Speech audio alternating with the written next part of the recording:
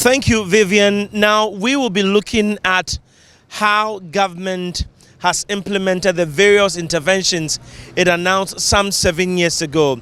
Now, as part of the interventions, there was supposed to be the re-engineering of major storm drains in Adabraka, along the Odo, all the tributaries that join the Odo River.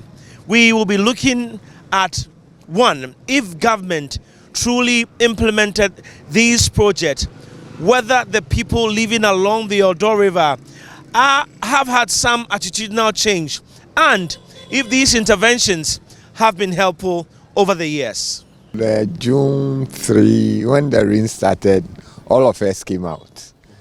We were not expecting it to be that huge, but I think what caused the whole story was the explosion at the so at that time, I went to our school compound. I was not around here during the flood. I was on the school compound when the explosion happened.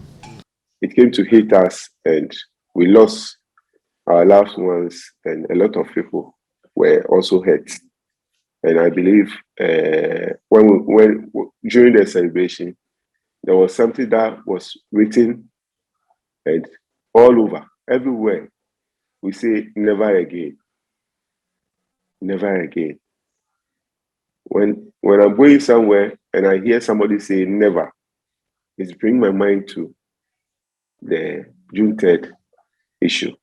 Flooding affects many of our electoral areas, including Adabraka North, Adabraka Official Town, Asylum Down, Odona, Osudoku, and even some parts of Osukinkanwe. Mr. Speaker, houses that hitherto did not suffer from flooding are now experiencing flooding. Unlike people who are in the middle and upper socioeconomic levels, most of the hardworking persons who are mostly affected by the floods do not have the relevant shock absorbers in place to cushion them from the devastating effects of the floods. And in the aftermath of the June 3rd disaster in 2015, many residents complained that a lot of the insurance companies were not prepared to cover the goods or their properties based on their geographical locations, which basically meant they had nothing to fall back on in the event of this disaster happening.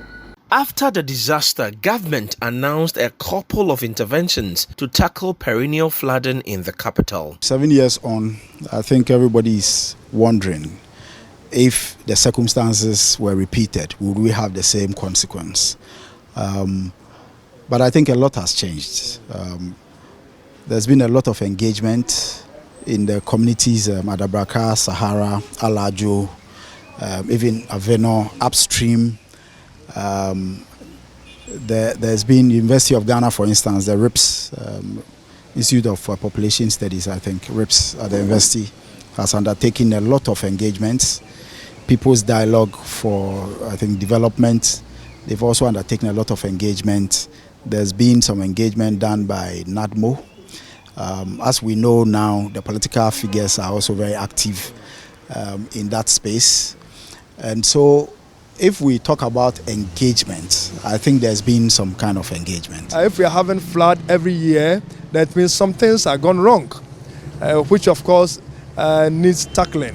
And that we have gotten to know that the drains that are choked, which is a result of our community people own doing.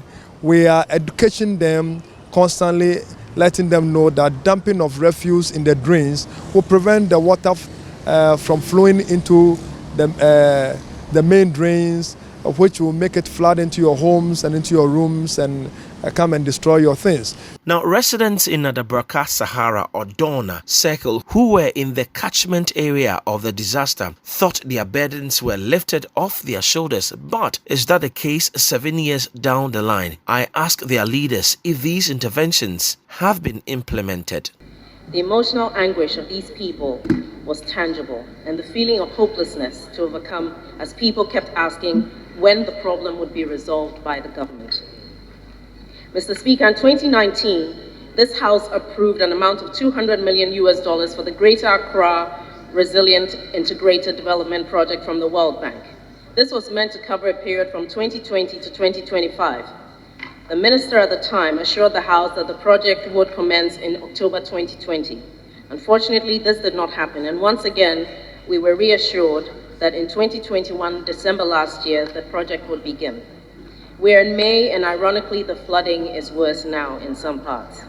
2 years after the funding was approved in Parliament, we're still waiting for the project to be executed as promised. The Odo River, which is part of the territory that's covered by the Garrett project, is in my constituency and is of great care to me, of great concern to me, I beg your pardon. The Greater Accra Resilient and Integrated Development Project for Ghana is to improve flood risk management and solid waste management in the Odo River Basin of the Greater Accra region. How was the project going to be implemented? This Garrett project, which was kind of the result of the city diagnosis process, yes, that the Mahama administration started with the World Bank, was to help Accra deal with the things that undermine our ability to, say, manage floods and other potential disasters. And it has quite a lot of components. And so you would see in the project there are about 4 key ministries. So it's an interministerial project. You have, I think, Ministry of Works and Housing. I think that's the lead. Zongo Inner City. There was also local government. And so it's quite a complex program. But the reason why it's complex is because the challenges that we are facing have so many, it's hydra-headed, and we need to be able to deal with it from that perspective. I want to beg that it's not as if government has signed an agreement. And of course, signing an agreement alone doesn't get a project started. We need to do a lot. You're a member of the local planning committee. When are people, resident of Odona, Sahara, Dabraka, in the Klote-Kole enclave, when are they going to see the commencement of the project? For me, what I know is tentatively, around August or so, some work ought to be started around the market. Now, as part of the interventions, we cannot do away with the dredging of the Odo River. Now, the Odo River flows to the Kole Lagoon, the upper Kole Lagoon, and then the lower Kole Lagoon, and then exits into the sea. So it means that there should be constant dredging of the Odo and then the lagoon, which is the receiving area.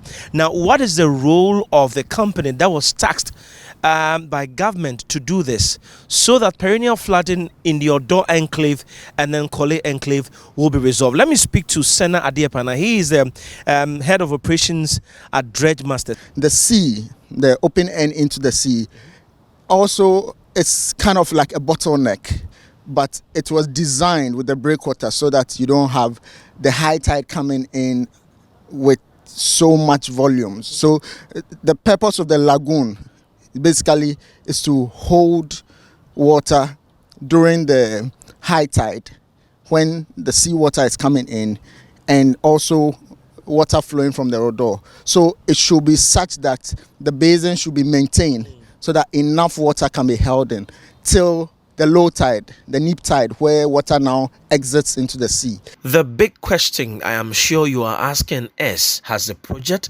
been helpful? So the first one, have we achieved anything? Yes, we have achieved something.